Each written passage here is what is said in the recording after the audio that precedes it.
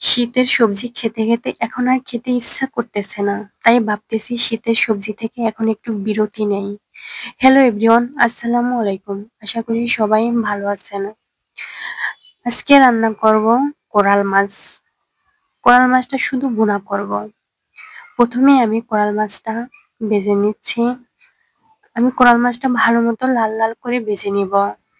Coral মাছটা শুধু আমি মশলা দিয়ে ভুনা করব। আমি বড় যে কোনো মাছ রান্না করলে আমি শুধু ভুনা করে থাকি। শুধু ভুনা করলে মাছটা খেতে কিন্তু অনেক মজা হয়ে থাকে। এ পর্যায়ে আমি এখানে মশলাগুলো কষিয়ে নিচ্ছি ভালো মতো।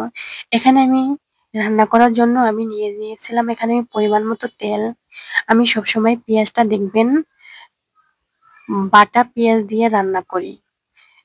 এখানে আমি নিয়ে নিয়েছি বাটা পেঁয়াজ, আদা রসুন পেস্ট এবং 2 টেবিল চামচ মরিচ, 1.5 টেবিল চামচ হলুদের গুঁড়া, 1 টেবিল চামচ জিরার গুঁড়ো, পরিমাণ মতো লবণ। এখন আমি মশলাটা ভালো মতো কষিয়ে নিলাম।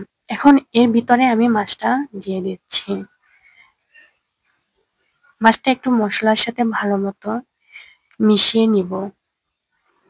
যেহেতু মাছটা আমি ভুনা করব, এ পর্যায়ে আমার কিন্তু বেশি পানি দেওয়ার প্রয়োজন নেই। মাছটা কিন্তু আমি আগে থেকেই ভালো মতো ভেজে রেখেছিলাম।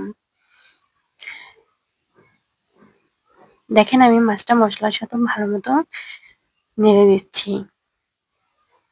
শীতের দিনে সবজি খেতে খেতে আমি পুরাই বিরক্ত হয়ে গেছি। এই পর্যায়ে আমি পরিমাণ মতো পানি দিয়ে দিচ্ছি। দেখেন পরিমাণ মতো আমার পানি দেয়া হয়ে গেছে। তো আমার বাসায় যখনই আমার মাছের মাথা অথবা যে কোনো বড় মাছ রান্না করলে আমি সবসময় চেষ্টা করি আমার ভাইকে খাওয়ানোর জন্য। হয়তো সবার বাসায় সবাই সবার প্রিয় মানুষকে খাওয়ানোর জন্য চেষ্টা করেন। যদি সেটা করে থাকেন তাহলে কমেন্ট করে জানাবেন।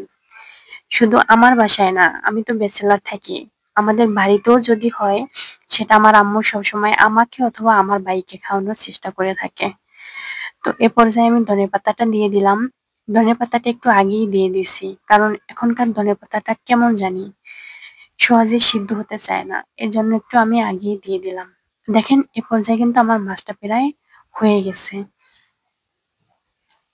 দেখেন আমি মাছটা মাখা মাখা করে রান্না করতেছি।